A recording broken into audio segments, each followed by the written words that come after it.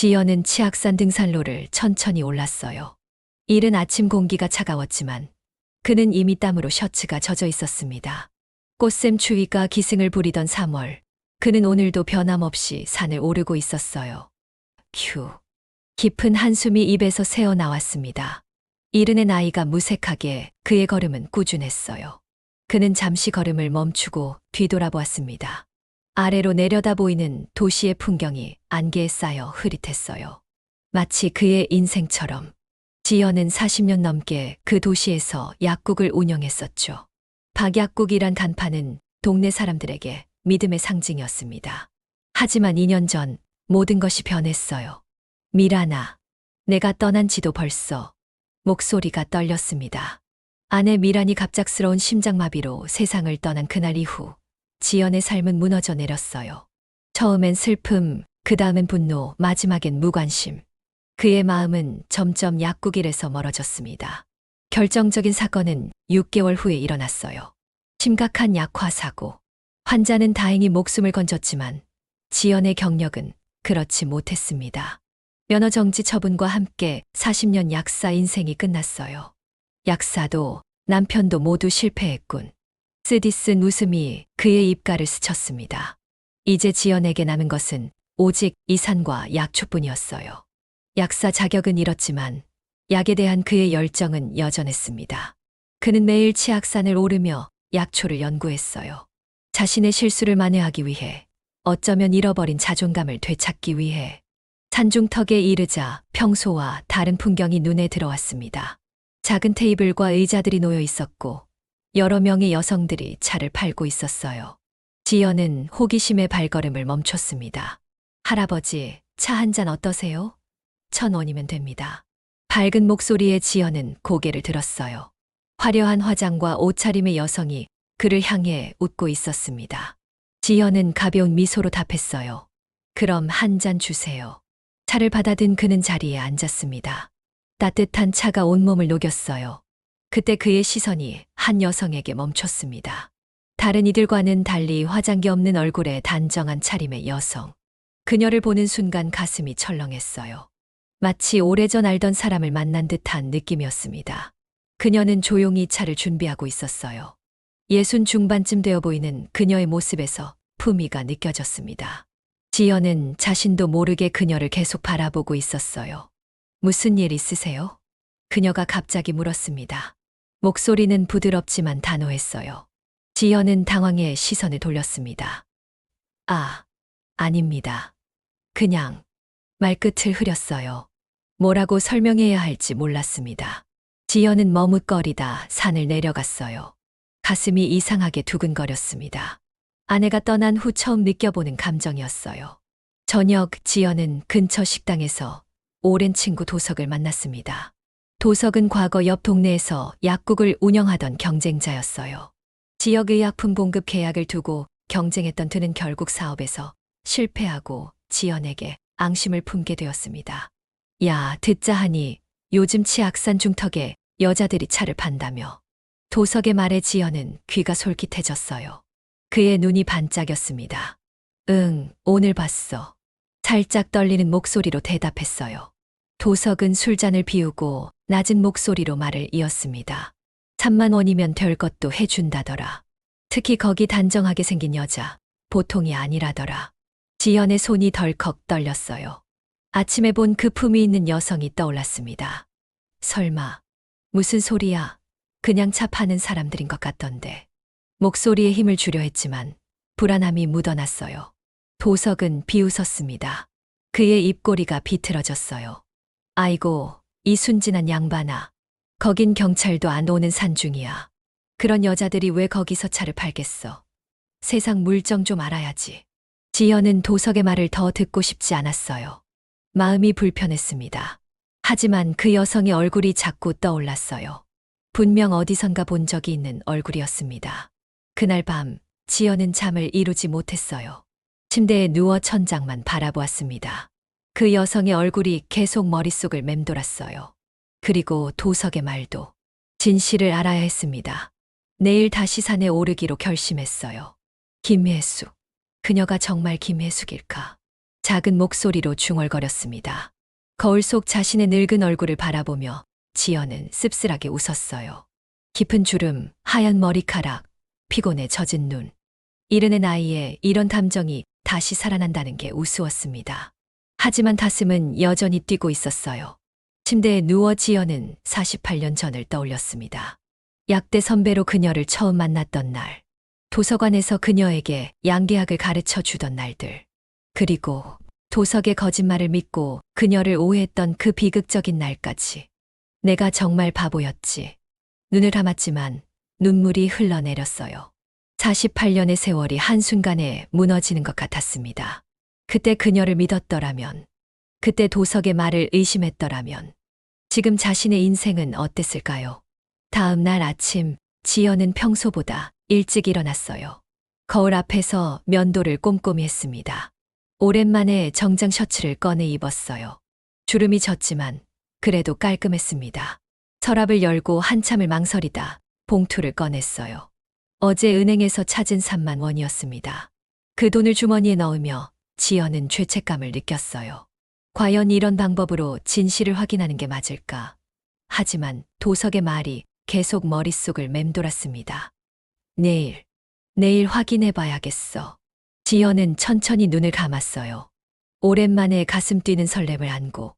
하지만 그 설렘 뒤에는 두려움과 불안함도 있었습니다.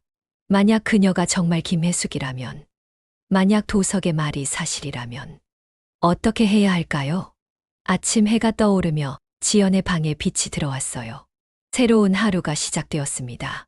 그리고 어쩌면 새로운 인생도. 다음 날 아침, 지연은 평소보다 일찍 일어났어요. 거울 앞에서 그는 오랜만에 면도를 꼼꼼하게 했습니다. 셔츠 단추를 채우며 그의 손이 살짝 떨렸어요. 이른의 나이에 이런 설렘이라니. 스스로가 우습기도 했지만 가슴은 계속 뛰고 있었습니다. 정신 차려, 박지연. 작은 소리로 자신을 다그쳤어요. 서랍을 열고 한참을 망설이다 봉투를 꺼냈습니다. 어제 은행에서 찾은 3만 원이었어요. 그 돈을 주머니에 넣으며 지연은 죄책감을 느꼈습니다. 과연 이런 방법으로 진실을 확인하는 게 맞을까? 하지만 도석의 말이 계속 머릿속을 맴돌았어요. 지연은 평소보다 빠른 걸음으로 산을 올랐습니다. 숨이 턱까지 차올랐지만 발걸음은 멈추지 않았어요. 중턱에 도달했을 때 어제와 마찬가지로 여성들이 차를 팔고 있었습니다. 그리고 그녀도 있었어요. 단정한 차림의 여성. 지연의 가슴이 더 빠르게 뛰었습니다. 천천히 다가가 그는 의자에 앉았어요. 그녀가 다가왔습니다. 어제 오셨던 손님이시죠? 오늘도 차 한 잔 드릴까요? 그녀의 목소리는 부드럽고 차분했습니다. 지연은 고개를 끄덕였어요. 차를 준비하는 그녀의 손길을 유심히 관찰했습니다. 나이에 비해 젊어 보이는 손. 단정하게 정돈된 손톱. 그것은 지연에게 어떤 확신을 주었어요. 혹시. 말이 목까지 차올랐지만 차마 물어볼 수 없었습니다. 그녀가 차를 건네며 미소 지었어요. 1,000원입니다. 지연은 주머니에서 돈을 꺼냈습니다. 그러다 문득 봉투가 만져졌어요. 손이 떨렸습니다. 지연은 잠시 고민하다 1,000원을 건넸어요. 차를 마시며 그는 주변을 둘러보았습니다. 다른 여성들은 화려한 옷차림이었지만 그녀만은 달랐어요. 소박하고 단정한 모습이 마치 48년 전 그가 알던 그 여학생과 닮아 있었습니다. 실례지만 성함이? 용기를 내어 물었어요. 그녀는 잠시 망설이더니 대답했습니다. 김혜숙입니다. 지연의 심장이 멈춘 듯 했어요. 정말 그녀였습니다. 48년 전 약대 후배였던 김혜숙. 그의 첫사랑. 혹시 약대 다니셨나요? 혜숙의 표정이 살짝 굳었습니다. 그녀는 지연을 뚫어지게 바라보았어요. 죄송합니다만 손님과 개인적인 대화를 나눌 시간이 없네요. 차갑게 대답한 그녀는 다른 손님에게로 향했습니다. 지연은 당황했어요. 그녀가 자신을 알아보지 못한 걸까? 아니면 모른 척하는 걸까? 아내와 사별한 후 처음으로 이렇게 가슴 떨리는 감정을 느꼈는데 이게 무슨 상황인가 싶었습니다. 지연은 차를 다 마시고도 자리를 뜨지 못했어요. 그저 그녀를 바라보는 것만으로도 가슴이 설레었습니다. 하지만 동시에 도석의 말이 머릿속을 맴돌았어요. 정말 그녀가 그런 일을 하는 걸까? 1시간쯤 그렇게 앉아 있었을까요? 손님이 줄어들자 혜숙이 다시 그에게 다가왔습니다. 더 필요한 것 있으세요? 지연은 깊은 숨을 들이쉬었어요. 이제는 진실을 확인해야 했습니다. 혜숙 씨 기억 안 나세요? 저 박지연입니다. 48년 전 약대에서. 혜숙의 눈이 커졌어요. 놀란 표정이 역력했습니다. 지연 선배, 그 순간 둘 사이에 시간이 멈춘 듯 했어요. 48년의 세월이 무색하게 두 사람의 눈빛은 옛날 그대로였습니다. 알아보셨군요. 지연의 목소리가 떨렸어요. 혜숙은 잠시 말을 잊은 듯 했습니다. 그리고 이내 표정을 가다듬었어요. 네, 처음부터 알아봤어요. 하지만 굳이 말하고 싶지 않았습니다. 차가운 목소리였어요. 지연은 가슴이 아팠습니다. 예전에 그 따뜻했던 혜숙은 어디로 간 걸까요? 죄송합니다. 제가 당시에 말을 잊지 못했어요. 무슨 말을 해야 할지 몰랐습니다. 48년 전 그는 친구 도석의 말만 믿고 혜숙을 오해했었죠. 그녀가 다른 남자와 관계를 맺었다는 소문이었어요. 소문은 거짓이었지만 지연은 그것을 확인하지 않고 혜숙을 떠났습니다. 이제 와서 무슨 의미가 있겠어요? 혜숙의 목소리가 떨렸어요. 그녀의 눈에 맺힌 눈물이 보였습니다. 지연은 말문이 막혔어요. 그때 그의 주머니에서 봉투가 살짝 삐져나왔습니다. 혜숙의 시선이 그리로 향했어요. 그게 뭐죠? 지연은 당황했습니다. 어떻게 설명해야 할지. 이거는. 망설이는 사이 혜숙이 다가와 봉투를 꺼냈어요. 그리고 열어보는 순간 그녀의 얼굴빛이 변했습니다. 창백해진 얼굴로 지연을 쳐다보았어요. 이게 무슨. 봉투 속 3만 원을 보며 혜숙의 눈에 분노가 서렸습니다. 설명할 수 있어요. 어제 도석이. 설명이요. 뭘 설명하시겠다는 거죠? 혜숙의 목소리가 높아졌어요. 주변의 시선이 쏠렸습니다. 48년 전에도 그랬죠. 확인도 안 하고 저를 의심했던 것처럼 이번에도. 말을 잇지 못하고 혜숙은 숨을 몰아쉬기 시작했어요. 얼굴이 갑자기 붉어지더니 목을 움켜쥐었습니다. 혜숙 씨. 놀란 지연이 그녀에게 달려갔어요. 혜숙은 이내 쓰러졌습니다. 지연은 순간적으로 40년간의 약사 경력이 되살아났어요. 그녀의 호흡을 확인하고 목의 부종을 살폈습니다. 알레르기 반응입니다. 누가 가방 좀 가져와 주세요. 지연의 침착한 목소리에 다른 여성 중 한 명이 혜숙의 가방을 가져왔어요. 지연은 재빨리 가방을 뒤적여 에피네프린 자가주사기를 찾아냈습니다. 다행이다. 지연은 신속하게 자가주사기를 사용하여 혜숙에게 약물을 투여했어요. 그의 손은 놀랍도록 안정적이었습니다. 40년간 약을 다루며 익힌 손놀림이었어요. 누가 119에 연락하세요. 그리고 이불이나 담요 같은 것 있으면 가져오세요. 체온을 유지해야 합니다. 지연의 지시에 사람들이 빠르게 움직였어요. 그는 혜숙의 상태를 계속 확인하며 응급 조치를 취했습니다. 천천히 그녀의 호흡이 안정되기 시작했어요. 지연 씨. 희미한 목소리가 들렸습니다. 지연은 안도의 한숨을 내쉬었어요. 괜찮아요, 혜숙 씨. 움직이지 마세요. 곧 구급대원들이 올 거예요. 혜숙은 희미하게 미소 지었어요. 그리고 작은 목소리로 말했습니다. 처음부터 알아봤어요. 그 목소리. 잊을 수 없었어요. 지연의 눈에 눈물이 고였습니다. 그는 혜숙의 손을 꼭 잡았어요. 정말 미안해요. 그때도 지금도. 구급대원들이 도착했습니다. 지연은 그들에게 상황을 설명했어요. 이분이 알레르기, 쇼크로 쓰러지셨습니다. 에피네프린을 투여했고 현재 상태는 안정적입니다. 대원들은 지연을 놀란 눈으로 바라보았습니다. 의사신가요? 아닙니다. 전 약사였습니다. 전에는 목이 메었어요. 구급대원들은 혜숙을 들것에 씌웠습니다. 지연은 함께 가려 했지만 가족이 아니면 함께 탑승할 수 없다고 했어요. 그럼 제 차로 따라가겠습니다. 어느 병원으로 가나요? 지연은 자신의 차를 몰고 병원까지 따라갔습니다. 내내 가슴이 조마조마했어요. 병원에 도착하자 그는 곧바로 응급실로 향했습니다. 의사들이 해숙을 치료하는 동안 지연은 밖에서 초조하게 기다렸어요. 1시간 후 의사가 나왔습니다. 보호자 되십니까? 아, 오래된 친구입니다. 다행히 응급처치가 적절했습니다. 현장에서 에피네프린을 투여하지 않았다면 심각한 상황이 되었을 수도 있어요. 좋은 친구를 두셨네요. 의사의 말에 지연은 안도했어요. 곧 해숙을 만날 수 있게 되었습니다. 병실로 들어가자 그녀는 침대에 누워 있었어요. 지연은 조심스럽게 다가갔습니다. 들어와도 될까요? 해숙은 고개를 끄덕였어요. 지연은 침대 옆 의자에 앉았습니다. 침묵이 흘렀어요. 서로 무슨 말을 해야 할지 모르는 듯 했습니다. 정말 죄송합니다. 해숙 씨. 제가 큰 오해를 했어요. 지연이 먼저 입을 열었습니다. 해숙은 잠시 침묵하더니 말했어요. 48년 전에도 그렇게 쉽게 오해했었죠. 그 말에 지연은 더 깊은 죄책감을 느꼈습니다. 그녀의 말이 맞았어요. 그때 도석이 말했던 거 전부 거짓말이었어요. 하지만 저는 그 말만 믿고 해숙은 천천히 눈을 감았다 떴습니다. 아파요. 그때는 정말 많이 아팠어요. 그 후로 누구도 믿지 않겠다고 다짐했었죠. 지연은 고개를 숙였어요. 무거운 침묵이 흘렀습니다. 근데 그 산에서 왜 차를 팔고 계셨어요?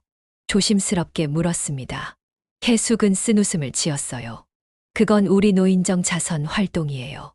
등산객들에게 차를 팔아번 돈으로 부루 이웃을 돕고 있어요. 뭐라고 생각하셨어요? 지연은 얼굴이 화끈거렸습니다. 도석의 말을 믿었던 자신이 한심하게 느껴졌어요. 정말 죄송합니다. 침묵이 이어졌습니다. 그리고 해숙이 천천히 손을 내밀었어요. 지연은 조심스럽게 그 손을 잡았습니다. 이제는 용서할게요. 당신이 내 목숨을 구했으니까. 지연의 눈에 눈물이 고였어요. 48년의 오해가 그 순간 녹아내리는 것 같았습니다. 두 사람은 서로를 바라보며 미소 지었어요. 새로운 시작을 알리는 미소였습니다. 퇴원날, 지연은 아침 일찍 병원에 도착했어요. 손에는 작은 꽃다발이 들려 있었습니다. 계산대에서 퇴원 수속을 마치고 해숙의 병실로 향했죠. 문 앞에서 잠시 망설였습니다. 심장이 빠르게 뛰었어요. 괜찮을까? 작은 목소리로 중얼거리며 문을 두드렸습니다. 안에서 해숙의 부드러운 목소리가 들렸어요. 들어오세요. 문을 열자 해숙이 침대 위에 앉아 있었습니다. 병원복을 입은 모습도 단정해 보였어요. 지연은 어색한 미소를 지으며 꽃다발을 내밀었습니다. 퇴원 축하해요. 해숙은 놀란 듯 꽃다발을 바라보았어요. 그녀의 눈이 반짝였습니다. 고마워요. 이런 거 처음이에요. 지연은 의아했어요. 이런 게 처음이라니? 꽃을 처음 받아보세요? 해숙은 쓴웃음을 지었습니다. 아니요.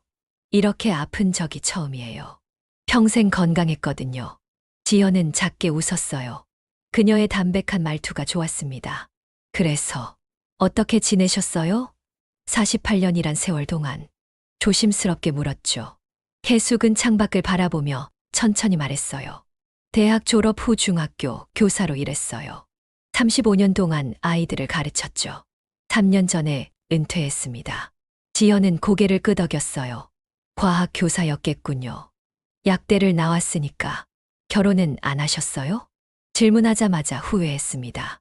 너무 사적인 질문이었어요. 하지만 해숙은 담담하게 답했습니다. 안 했어요. 인연이 없었나 봐요. 그 말에 지연의 가슴이 아팠어요. 혹시 자신 때문이었을까? 48년 전 그가 해숙을 오해하고 떠난 후 그녀가 다른 사람을 만나지 못했다면? 저는 약국을 운영했어요. 아내와 함께 목이 메었습니다. 아내 이야기를 꺼내는 것이 예의가 아닌 것 같았어요. 하지만 해숙은 고개를 끄덕였습니다. 알고 있어요. 소식 들었습니다. 사모님이 돌아가셨다는 것도. 침묵이 흘렀어요. 지연은 무거운 마음으로 고개를 숙였습니다. 자, 이제 가볼까요? 해숙이 자리에서 일어났어요. 지연은 그녀의 가방을 들어주었습니다. 함께 병원을 나서는 순간 묘한 기분이 들었어요. 마치 오래된 영화 속 한 장면 같았습니다. 집이 어디세요? 모셔다 드릴게요. 해숙은 잠시 망설이더니 고개를 끄덕였어요. 고맙습니다. 원천동이에요. 차 안에서 두 사람은 많은 이야기를 나눴습니다. 지연은 자신의 약국 이야기, 약화 사고 이후의 생활, 그리고 산에서 약초를 연구하는 일상을 들려주었어요. 계숙은 학교에서의 추억, 은퇴 후 자원봉사 활동에 대해 이야기했습니다. 그런데 알레르기는 언제부터 있었어요? 지연이 물었죠. 계숙은 한숨을 쉬었어요. 5년 전부터예요. 갑자기 생겼어요. 나이 들면서 면역 체계가 변했나 봐요. 지연은 고개를 끄덕였습니다. 나이가 들면 그런 일이 생기곤 하죠. 계숙의 집 앞에 도착했어요. 작지만 아담한 단독주택이었습니다. 현관 앞에는 예쁜 화단이 있었어요. 들어오시겠어요? 차라도 한 잔 대접할게요. 계숙의 말에 지연은 기뻤습니다. 그는 차키를 뽑고 그녀를 따라 집으로 들어갔어요. 집 안은 깔끔했습니다. 벽에는 몇 장의 사진이 걸려 있었어요. 학생들과 찍은 단체 사진이었죠. 지연은 그것을 유심히 바라보았습니다. 학생들과 정말 가까워 보이네요. 계숙은 미소 지었어요. 그 아이들이 제 자식 같았어요. 특히 과학에 관심 있는 학생들을 볼 때면 정말 행복했죠. 차를 마시며 두 사람은 더 많은 이야기를 나눴습니다. 시간이 흐르면서 어색함은 사라졌어요. 마치 오랜 친구처럼 편안해졌습니다. 문득 지연이 물었어요. 그런데 정말 처음부터 저를 알아보셨어요? 계숙은 차를 한 모금 마시고 고개를 끄덕였습니다. 네, 첫날부터요. 목소리가 변하지 않았어요. 그리고 그 눈빛도. 지연은 가슴이 따뜻해지는 것을 느꼈어요. 그녀가 자신을 기억해 주었다는 사실이 기뻤습니다. 그럼 왜 모른 척 하셨어요? 계숙은 잠시 침묵했어요. 그리고 천천히 말했습니다. 두려웠어요. 다시 상처받을까 봐. 지연은 그녀의 손을 잡았습니다. 따뜻했어요. 이제는 그런 일 없을 거예요. 약속할게요. 계숙의 눈에 눈물이 고였습니다. 그 순간 초인종 소리가 들렸어요. 계숙은 급히 눈물을 닦고 문을 향해 갔습니다. 누구세요? 문을 열자 도석이 서 있었어요. 그는 해숙을 보더니 놀란 표정을 지었습니다. 아, 계숙 씨. 도석의 시선이 집 안으로 향했고 지연을 발견하자 더욱 놀랐어요. 지연이? 너도 여기 있었어. 지연은 자리에서 일어났습니다. 도석을 보는 순간 불편한 기분이 들었어요. 도석아, 너 여기 웬일이야? 도석은 어색하게 웃었습니다. 내가 이 근처에 살거든. 계숙 씨 오래전부터 알고 있었어. 근데 넌 어떻게? 계숙이 말을 끊었어요. 도석 씨, 무슨 일이세요? 도석은 작은 상자를 내밀었습니다. 며칠 전 산에서 쓰러졌다길래 과일 좀 가져왔어요. 계숙은 상자를 받았지만 표정이 좋지 않았어요. 지연은 그 모습을 지켜보며 불안했습니다. 도석과 해숙이 서로 아는 사이라니. 이게 무슨 상황인가? 고마워요. 들어오시겠어요? 해숙의 물음에 도석은 지연을 힐끔 보더니 고개를 저었습니다. 아니요, 다음에 올게요. 두 분이 이야기 중이신 것 같으니까. 도석은 어색한 인사를 하고 떠났어요. 문이 닫히자 지연은 해숙에게 물었습니다. 도석이랑은 어떻게 아는 사이예요? 해숙은 한숨을 쉬었어요. 같은 노인정 회원이에요. 그리고 계속 저에게 관심을 보여왔어요. 지연은 가슴이 답답했습니다. 도석이 해숙에게 관심을 가졌다고. 그리고 자신에게는 그런 말을 하다니. 3만 원이면 별 것도 해준다더라. 그 사람, 믿으면 안 돼요. 조심스럽게 말했습니다. 해숙은 고개를 끄덕였어요. 알아요. 그 사람이 48년 전에 우리 사이를 갈라놓았다는 것도 알고 있어요. 지연은 놀랐습니다. 어떻게 아셨어요? 해숙은 쓴웃음을 지었어요. 나중에 다른 친구를 통해 들었어요. 도석 씨가 질투해서 거짓말을 퍼뜨렸다고. 그때는 이미 늦었지만요. 지연은 가슴이 아팠습니다. 한 사람의 거짓말로 두 사람의 인생이 이렇게 달라졌다니. 지금도 그러네요. 아직도 우리 사이를 이간질하려고. 해숙은 지연의 손을 잡았어요. 이번엔 속지 맙시다. 그 말에 지연은 따뜻함을 느꼈습니다. 그녀의 손을 꼭 잡았어요. 해숙 씨, 내일 저녁 식사 같이 할까요? 제가 초대할게요. 해숙은 잠시 생각하더니 미소 지었습니다. 좋아요. 집을 나서며 지연은 가슴이 벅찼어요. 70세의 나이에 이런 설렘이라니. 차에 타면서 문득 도석의 얼굴이 떠올랐습니다. 그가 또 무슨 짓을 할지 걱정되었어요. 하지만 이번엔 다를 거라고 다짐했습니다. 이번에는 절대 해숙을 놓치지 않을 거예요. 48년 전의 실수를 반복하지 않을 것입니다. 차를 출발시키며 지연은 미소 지었어요. 내일이 기다려졌습니다. 인생의 새로운 장이 시작되는 것 같았어요. 다음 날 아침, 지연은 평소보다 일찍 일어났어요. 설레는 마음으로 오늘 입을 옷을 고르고 있었습니다. 거울 앞에 서서 넥타이를 매만지던 그는 문득 자신의 모습을 바라보았죠. 주름진 얼굴, 흰 머리, 70세의 노인이었습니다. 정신 차려, 박지연. 그는 작게 한숨을 쉬었어요. 하지만 곧 미소가 번졌습니다. 나이가 중요한가요? 다시 찾은 첫사랑의 설렘이 더 소중했죠. 아침 식사를 하며 지연은 오늘 저녁 식사 계획을 세웠어요. 어디로 모시고 갈까? 무엇을 대접할까?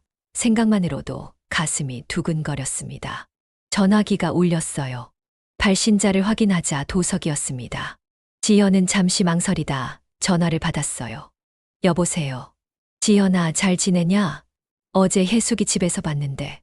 도석의 목소리가 어쩐지 날카로웠습니다. 지연은 불편한 마음이 들었어요. 응. 병원에서 퇴원하는 해숙 씨를 데려다 줬어. 그래? 조심해라. 그 여자 별로야. 지연의 눈썹이 찌푸려졌어요. 이 사람이 또 시작이군요. 무슨 소리야? 해숙 씨는 좋은 분이야. 내가 왜 자꾸 그러는 거야? 도석이 낮게 웃었습니다. 모르는 게 약이지. 그 여자 과거에 학교에서 큰 문제 일으켰어.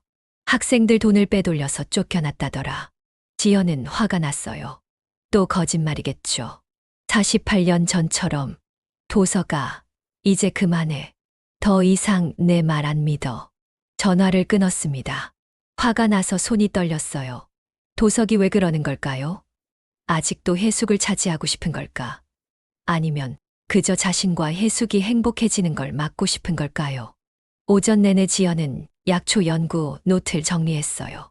은퇴 후에도 그의 약학에 대한 열정은 식지 않았습니다.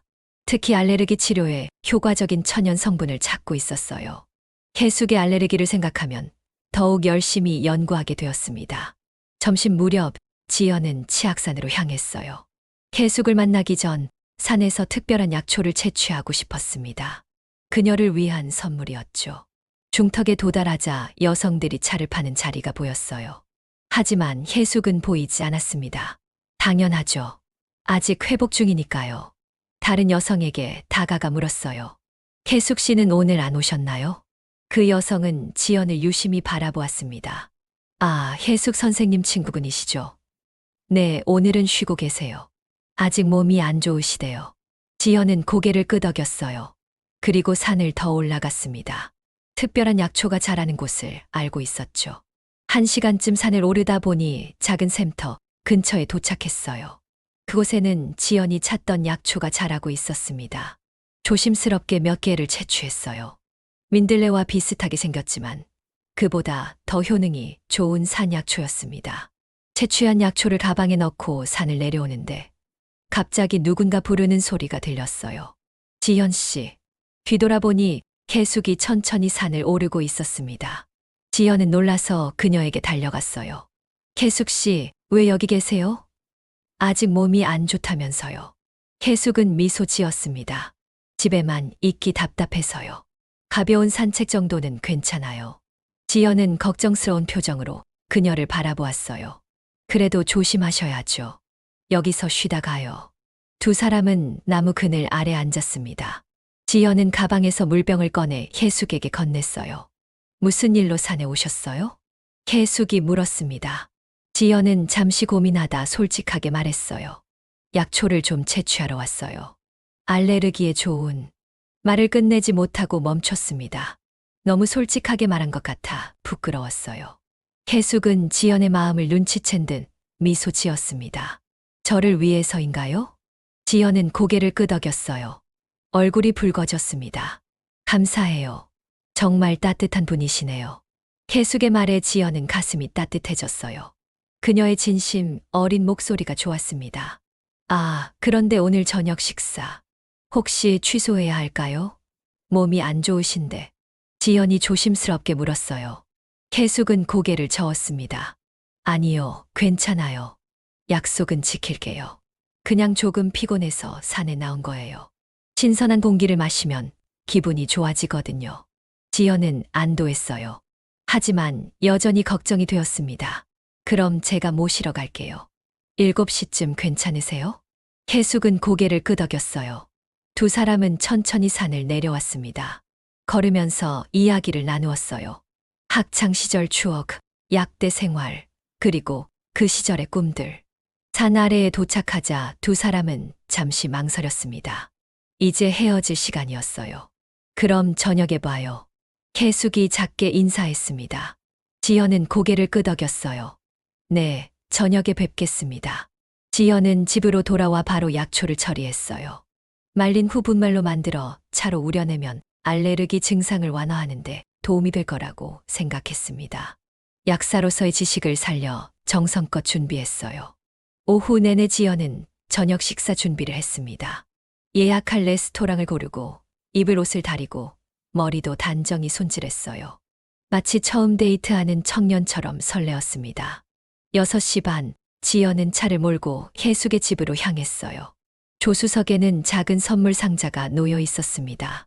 약초로 만든 차와 작은 꽃다발이었어요. 계숙의 집 앞에 도착하자 지연의 심장이 더 빠르게 뛰었습니다. 잠시 진정하기 위해 심호흡을 했어요. 그리고 천천히 차에서 내려 초인종을 눌렀습니다. 문이 열렸어요. 계숙이 나왔습니다. 평소와 다른 모습이었어요. 단정한 원피스에 살짝 화장을 한 모습이 아름다웠습니다. 안녕하세요, 지연 씨. 계숙의 목소리가 살짝 떨렸어요. 지연은 그녀의 모습에 넋을 잃고 바라보았습니다. 정말 아름다우세요. 솔직한 감탄이 나왔어요. 계숙은 쑥스러운 듯 웃었습니다. 70세, 66세의 나이에 이런 설렘이라니. 두 사람 모두 어색하면서도 행복했어요. 이건 선물입니다. 지연은 작은 상자를 건넸어요. 계숙은 놀란 듯 받았습니다. 감사해요. 제가 뭘 받을 일이. 오늘 산에서 채취한 약초로 만든 차예요. 알레르기에 좋을 거예요. 계숙의 눈이 촉촉해졌어요. 그녀는 상자를 소중히 품에 안았습니다. 정말 고마워요. 이렇게 신경 써주시다니. 두 사람은 차에 올라탔어요. 지연이 예약한 레스토랑으로 향했습니다. 차 안에서 두 사람은 말없이 미소만 지었어요. 그 침묵이 어색하지 않았습니다. 레스토랑에 도착하자 직원이 친절하게 맞이했어요. 지연이 예약한 창가 쪽 자리로 안내되었습니다. 그곳에서는 도시의 야경이 내려다 보였어요. 메뉴를 고르며 두 사람은 즐겁게 대화를 나눴습니다. 오래된 친구처럼 또 새로운 연인처럼 시간이 어떻게 흘러가는지도 모를 만큼 즐거웠어요. 지연 씨, 솔직히 말해도 될까요? 식사를 마치고 와인을 마시던 중 계숙이 물었습니다. 지연은 고개를 끄덕였어요. 물론이죠. 계숙은 잠시 와인잔을 바라보더니 입을 열었어요. 사실 그동안 지연 씨를 잊은 적이 없어요. 지연의 심장이 멈춘 듯 했어요. 계숙의 말이 귓가에 맴돌았습니다. 그동안 지연 씨를 잊은 적이 없어요. 이 말이 진짜일까요? 설마 꿈은 아닐까? 그는 자신의 감정을 추스르려 깊게 숨을 들이마셨어요. 저도 마찬가지입니다. 목소리가 떨렸습니다. 가슴 속에 숨겨왔던 비밀을 꺼내는 것 같았어요. 계숙의 눈에서 눈물이 맺혔습니다. 그녀는 살짝 고개를 숙였어요. 48년이라는 시간이 그렇게 쉽게 지나가지 않더라고요. 계숙의 목소리에 슬픔이 묻어났습니다. 지연은 조심스럽게 그녀의 손을 잡았어요. 따뜻했습니다. 마치 오래전 대학 도서관에서 처음 그녀의 손을 잡았던 그날처럼. 제가 정말 바보였어요. 도석의 말만 믿고. 계숙은 고개를 저었습니다. 이제 와서 그런 이야기는 의미 없어요. 우린 각자의 길을 걸었고 각자의 인생을 살았으니까요. 지연은 그녀의 손을 더 꼭 잡았어요. 눈으로 말했습니다. 하지만 지금은 다시 만났잖아요. 레스토랑의 조명이 두 사람의 얼굴을 부드럽게 비췄습니다. 70세, 66세. 인생의 황혼기에 다시 찾은 첫사랑. 이 순간이 꿈만 같았어요. 저, 한 가지 궁금한 게 있어요. 지연이 조심스럽게 물었습니다. 혜숙은 고개를 끄덕였어요. 도석이 오늘 전화해서 이상한 말을 하더군요. 혜숙 씨가 학교에서 문제를 일으켰다고. 혜숙의 얼굴이 굳었습니다. 잠시 침묵이 흘렀어요. 지연은 후회했습니다. 이런 질문을 왜 했을까? 분위기를 망치고 말았어요. 죄송해요. 그런 말 안 했어야. 혜숙은 심호흡을 했습니다. 그리고 천천히 입을 열었어요. 사실은 있었던 일이에요. 지연은 놀랐습니다. 설마 도석의 말이 사실이었다고. 혜숙은 와인잔을 돌리며 계속 말했어요. 10년 전쯤이었어요. 제가 과학부 담당이었는데 학생들 실험 재료비를 학교에 제대로 보고하지 않았다는 의혹을 받았죠. 지연은 숨을 죽이고 들었습니다. 혜숙의 표정이 어두워졌어요. 결국 오해였어요. 제 조교가 서류 처리를 잘못했던 거였죠. 하지만 그 과정에서 많은 상처를 받았어요. 결국 조기 은퇴를 결심했고요. 안도의 한숨이 나왔습니다. 역시 도석의 말은 반만 맞았어요. 항상 그랬듯이. 도석은 그 일을 어떻게 알았을까요? 혜숙은 쓴웃음을 지었습니다. 그 사람 조카가 그 학교 행정실에 있었어요. 거기서 듣고 소문을 퍼뜨린 거겠죠. 지연은 화가 났어요. 도석은 왜 항상 이러는 걸까? 왜 혜숙에게 상처를 주려고 할까? 신경 쓰지 마세요. 이제는 다 지나간 일이에요. 혜숙의 목소리가 부드러워졌습니다. 그녀는 미소 지었어요. 지연은 그 미소에 마음이 녹았습니다. 그러고 보니 도석의 말 때문에 혜숙에 대해 의심했던 자신이 부끄러웠어요. 혜숙 씨, 이번엔 절대 실수하지 않겠습니다. 진심을 담아 말했어요. 혜숙의 눈에 다시 눈물이 고였습니다. 그녀는 살짝 고개를 끄덕였어요. 저녁 식사를 마치고 두 사람은 강변을 따라 산책했습니다. 밤바람이 차가웠지만 마음은 따뜻했어요. 서로의 손을 잡고 천천히 걸었습니다. 내일부터 다시 산에 오실 거예요? 지연이 물었습니다. 혜숙은 고개를 끄덕였어요. 네. 몸도 괜찮아졌으니까요. 노인정 봉사활동도 계속해야 하고요. 지연은 미소 지었습니다. 그녀의 성실함이 좋았어요. 저도 함께 해도 될까요? 약초 연구도 계속하고 싶고, 혜숙 씨도 보고 싶고, 마지막 말은 거의 속삭이듯 나왔습니다. 혜숙은 웃음을 참지 못했어요. 그녀의 웃음소리가 밤 공기를 가르며 퍼졌습니다.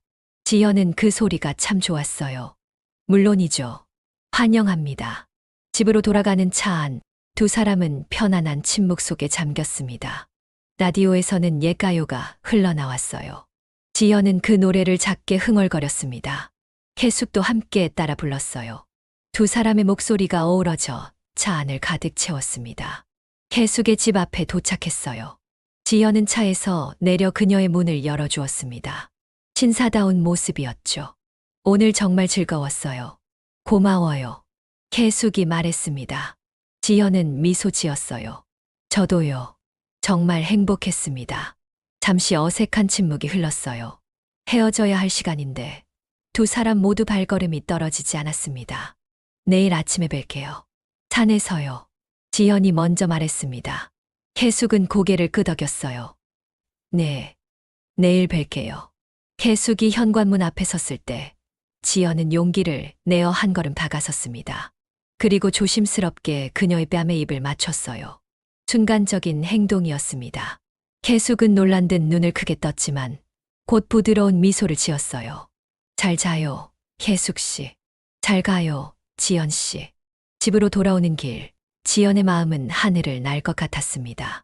70년 인생에서 이렇게 행복했던 적이 있었을까요? 미란과의 결혼 생활도 행복했지만 이건 또 다른 종류의 설렘이었어요. 첫사랑의 순수한 감정, 그리고 인생의 황혼기에 찾아온 두 번째 기회의 감사함. 집에 도착한 지연은 약초 연구 노트를 꺼냈습니다. 오늘 채취한 약초를 더 자세히 연구하고 싶었어요. 혜숙의 알레르기에 도움이 될 수 있도록. 그는 밤늦게까지 연구에 몰두했습니다. 다음 날 아침, 지연은 일찍 일어나 산으로 향했어요. 약초가 든 가방과 보온병에 담긴 차를 들고서요. 가슴은 설렘으로 가득했습니다. 오늘 혜숙을 다시 만난다는 생각에 중턱에 도착하자 여성들이 이미 자리를 잡고 있었어요. 그리고 해숙도 보였습니다. 단정한 모습으로 차를 준비하고 있었죠. 지연은 발걸음을 재촉했어요. 해숙 씨, 그녀가 고개를 들었습니다. 그리고 환하게 웃었어요. 그 순간 지연은 확신했습니다. 이게 바로 사랑이구나. 하지만 그때 멀리서 익숙한 목소리가 들렸어요. 이것 봐라. 이게 누구야? 도석이었습니다. 그는 웃으며 다가왔어요. 하지만 그 웃음 뒤에 숨겨진 의도를 지연은 알 수 있었습니다. 오늘도 문제를 일으키러 온 것이 분명했어요. 안녕, 도석아. 지연이 담담하게 인사했습니다. 도석은 해숙을 힐끔 보더니 낮은 목소리로 말했어요. 지연아, 너 정말 이 여자랑 진지하게 생각하는 거야? 지연의 표정이 굳었습니다. 이제 더 이상 도석의 말에 흔들리지 않을 거예요. 당연하지. 해숙 씨는 내게 소중한 사람이야. 도석의 얼굴이 일그러졌어요. 그는 주머니에서 종이 한 장을 꺼냈습니다. 그럼 이건 어떻게 설명할래? 종이를 펼친 순간 지연의 눈이 커졌어요. 그것은 신문 기사였습니다. 제목이 선명했어요. 퇴직 약사, 약화사고로 환자 사망 위기. 그 신문 기사를 보는 순간 지연의 얼굴에서 핏기가 싹 빠졌어요. 손이 떨렸습니다. 지난 2년간 그가 묻어두려 했던 과거가 도석의 손에 들려 있었어요.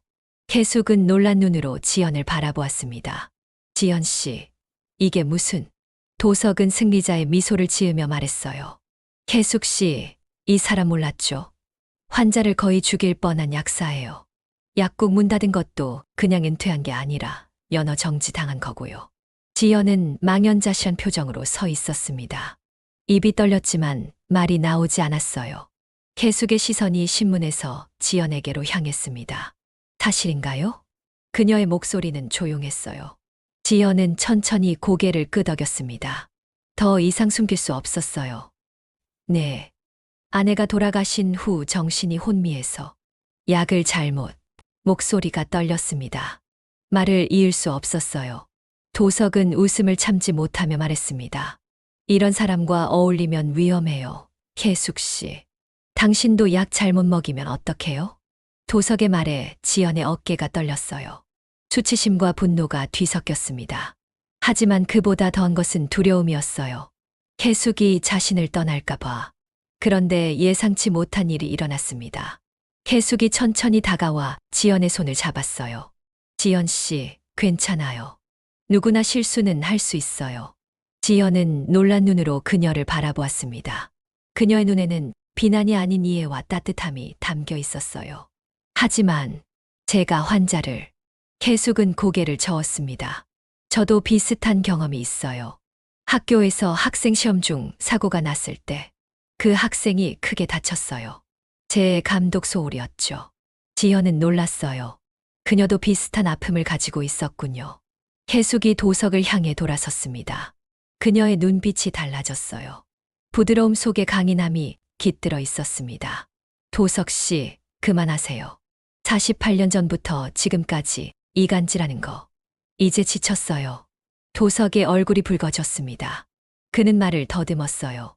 무슨... 나는 그저 당신을 보호하려고. 필요 없어요. 저는 지연 씨를 믿어요. 그리고 해숙은 지연의 손을 더 꼭 잡았습니다. 사랑해요. 그 말에 지연의 눈에 눈물이 고였어요. 70세의 나이에 들은 고백. 이런 순간이 올 거라고 상상도 못했습니다.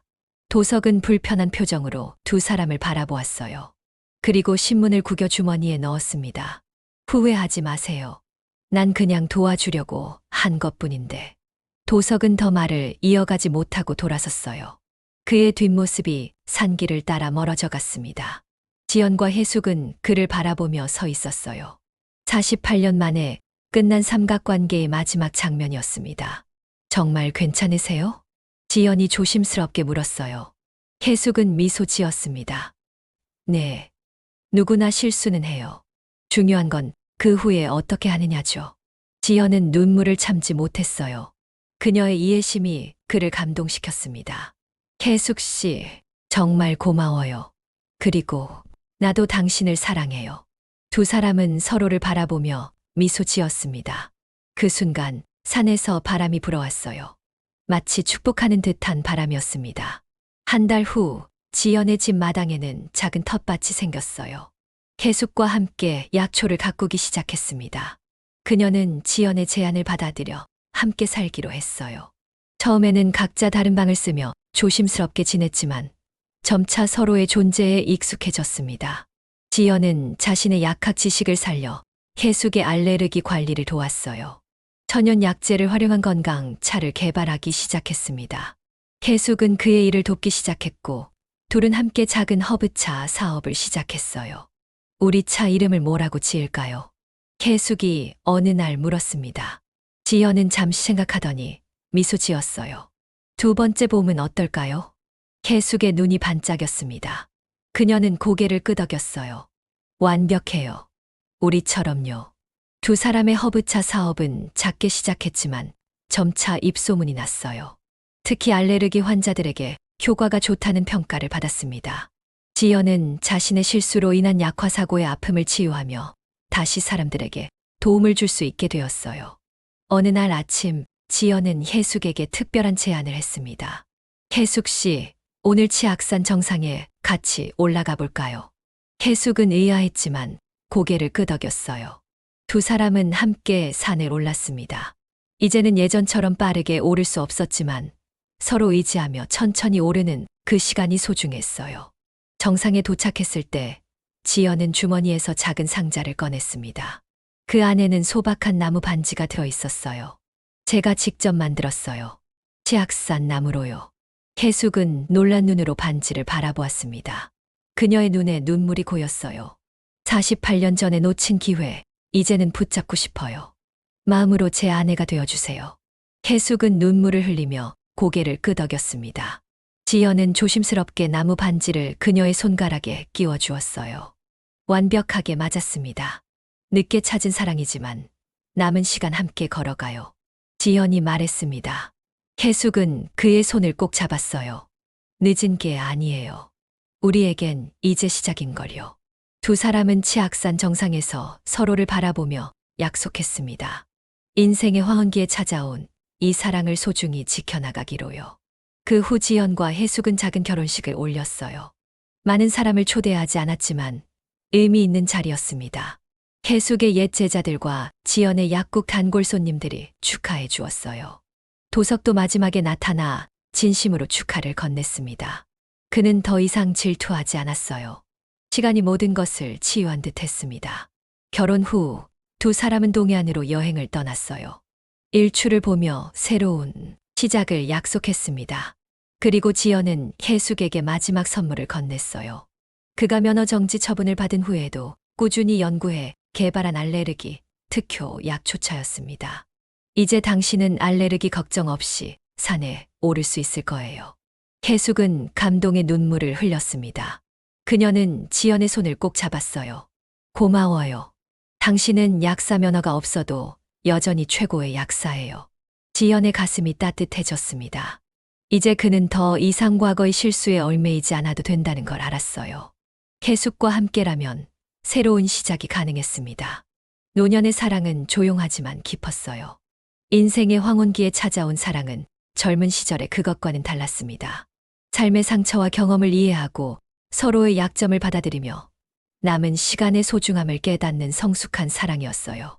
치악산 자락에 자리 잡은 그들의 작은 집 앞에는 두 번째 봄이라는 간판이 걸렸습니다.